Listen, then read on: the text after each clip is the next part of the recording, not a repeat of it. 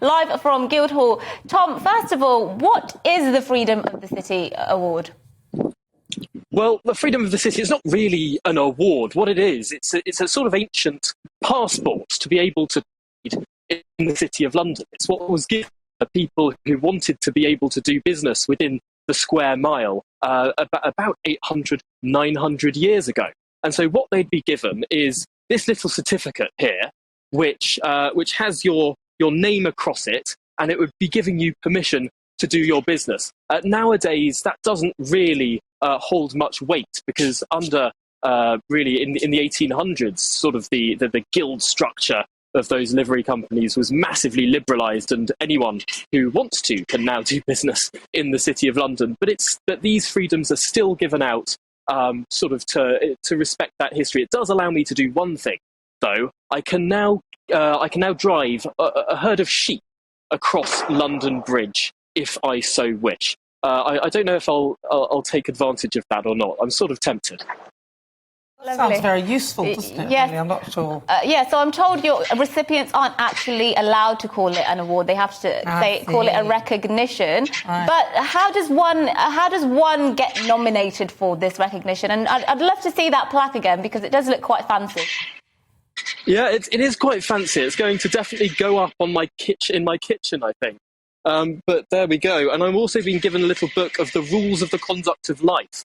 I have to say, when I was given this, there was a little joke made that perhaps this should be given to those who are in number 10, the rules on the conduct of life. Perhaps there'd be less scandal about there. But no, what happened was I was nominated by 2 members of the Common Council of the City of London, and then that went to a vote of the Common Council, and my freedom was approved. And then there we go. It's been bestowed today.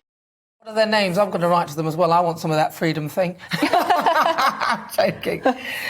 So it's Valentine's Day. Has anybody been out there to see you get given this recognition? Do you have a ceremony? How does it get presented to you?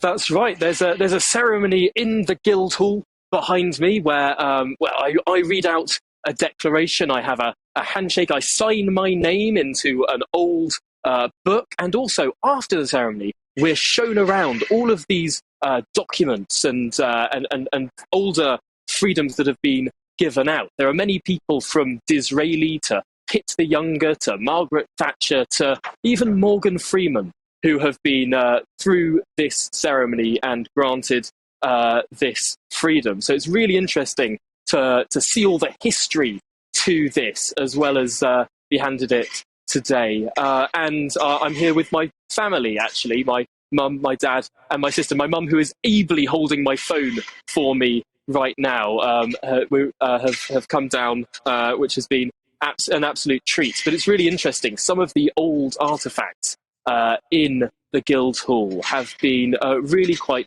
interesting. There's Winston Churchill's box in which he kept his freedom, which was made from the beam of one of the bits of the Guildhall that got bombed during the war. So his freedom was conveyed to him in this box that is now held in the Guildhall. Similarly, Florence Nightingale was handed a freedom in a wooden box as well, because she didn't want it to be too ornate, although they did jazz the box up somewhat. It's worth giving it a Google for anyone who is interested. But no, it's a fascinating ancient tradition, and it's really quite exciting to be handed up. Just going to show it again, this fun little certificate. Congratulations, Tom. And I presume that somebody's going to be taking you out then tonight on Valentine's Day. It's a special day. You've got your nice Valentine's evening planned? You've got the intent? I'm spending it with my family rather than any significant other, which I think is the only way that us single people can really go through a day like today.